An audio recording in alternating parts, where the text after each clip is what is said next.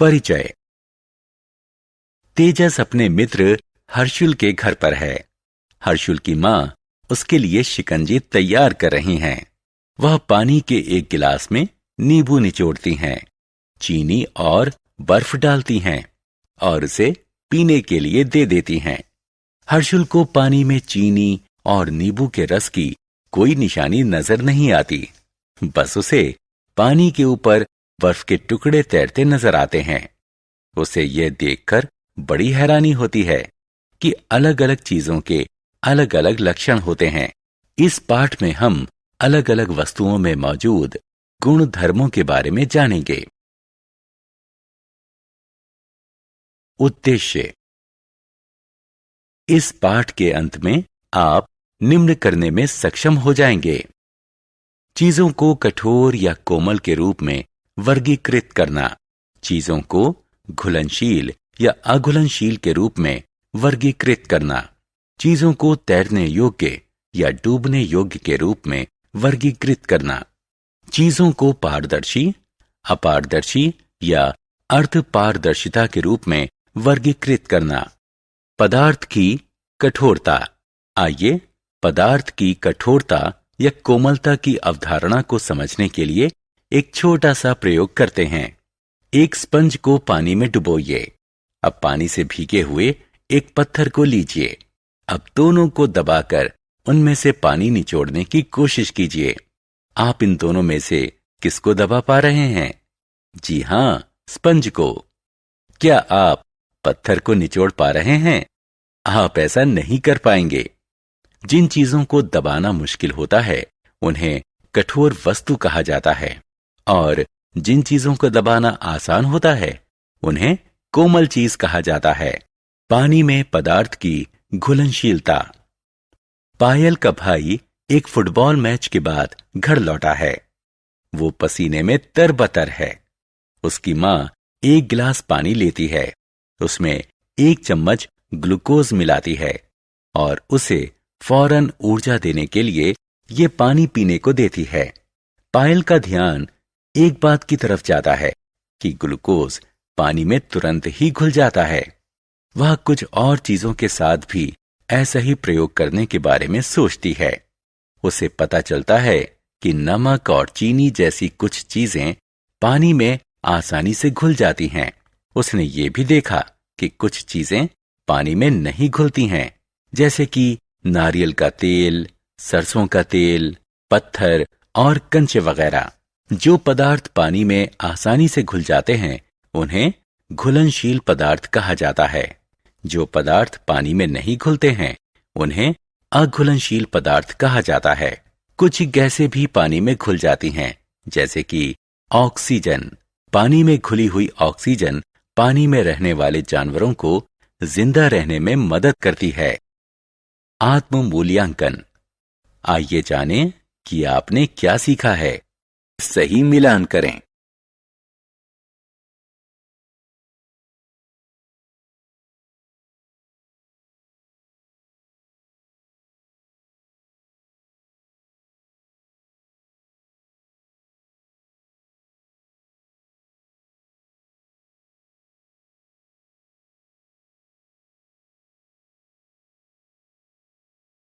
पदार्थ की तैरने की योग्यता।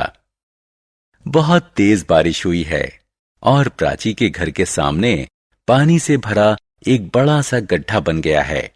वो बहुत रोमांचित है। वो पहले उसमें एक पत्थर फेंकती है। पत्थर इस गड्ढे में गायब हो जाता है। फिर वो एक पत्ती फेंकती है, लेकिन ये तैरने लगती है। आप इसकी वजह जानते हैं? जी हां, पत्थर इसलिए डूब जाता है क्योंकि ये भारी है। पत्ती इसलिए तैरती रहती है क्योंकि ये हल्की है।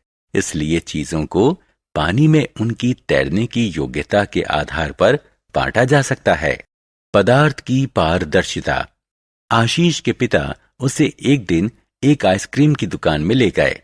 उन्होंने आशीष से एक फ्लेवर चुनने को कहा।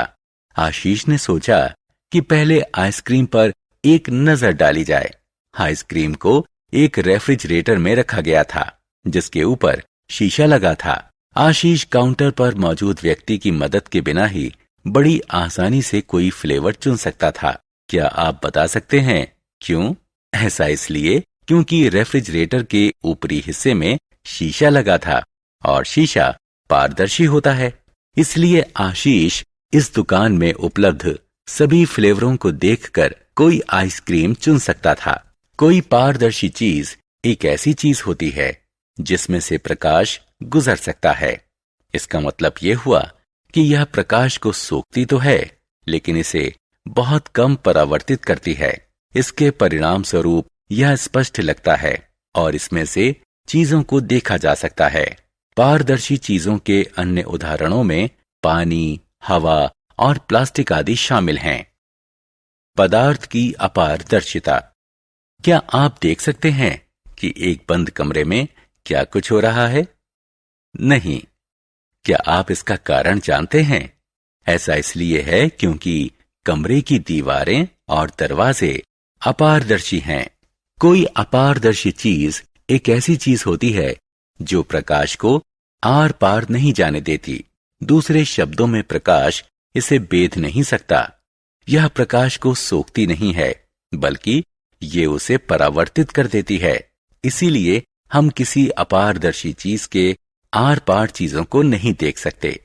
उदाहरण के लिए हम ये नहीं देख सकते कि लकड़ी के किसी बंद डिब्बे में या धातु के बर्तन में क्या रखा गया है, क्योंकि लकड़ी और धातु अपारदर्शी होते हैं। पदार्थ की अर्धपारदर्शिता। रेखा एक रुमाल की कढ़ाई करने की तैयारी कर रही है। उसने एक किताब में एक डिजाइन देखा है।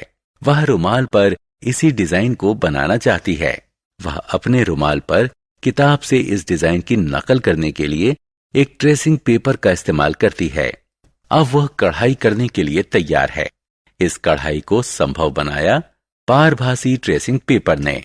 कोई पारभासी पदार्थ एक ऐसा पदार्थ होता है जिसमें पारदर्शी और अपारदर्शी दोनों पदार्थों के गुण होते हैं। यह कुछ प्रकाश तो सोख लेता है और बाकी को परावर्तित कर देता है। सोखा गया प्रकाश छितराए हुए या डिफ्यूज तरीके से आगे बढ़ जाता है।